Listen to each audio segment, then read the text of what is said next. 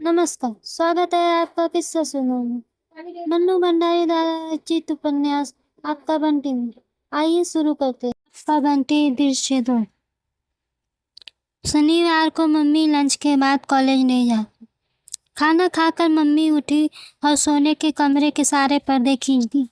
कमरे में हल्का सा अंधेरा हो गया।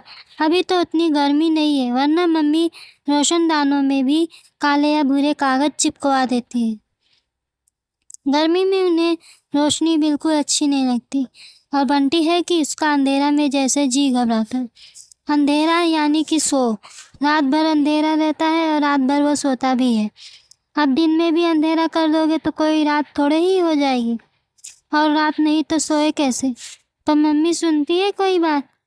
बंटी जानता है कि कुछ भी कहना सुनना बेकार है, इसलिए जैसे ही मम्मी ने पर्दे खींचे चुपचाप आकर पलंग पर लेट गया। जब तक आंखें खुली हैं, नजर कमरे की दीवारों में कैद है, पर आंख बंद करते ही जैसे सारी सीमाएं टूट जाती और न जाने कहाँ कहाँ के जंगल, पहाड़ और समुद्र तैर आते हैं आंखों के सामने।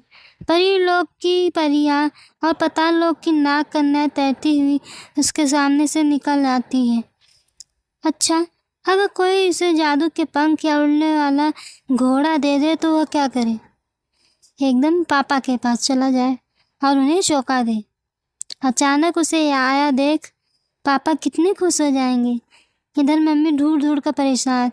बाहर देखेंगी, टीटू के घर में जाएंगी, कुन्नी के घर जाएंगी, फूफी सारे में दौड़ती फिरेगी और वह जादू की टोपी पहने सब कुछ देखता रहेगा।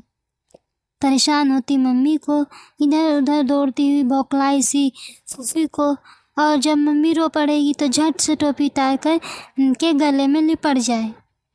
पर ये सब चीज़ें मिलती कहाँ हैं? सारी कहानियों में इनकी बातें हैं, पर किसी ने भी यह नहीं लिखा कि ये मिलती कहाँ है।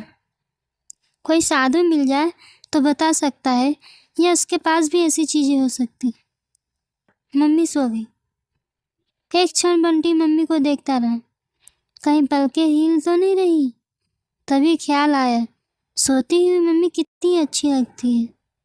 अच्छा, मम्मी तरह तरह की कैसे हो जाया करती हैं? टीटी की अम्मा को तो कभी भी जाकर देख लो, हमेशा एक सी रहती।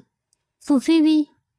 बंटी दबे पाँव पलंग से उतरा, धीरे से कमरे के बाहर निकला और दौड़कर करंदे की झाड़ियों के पास पहुंच गया।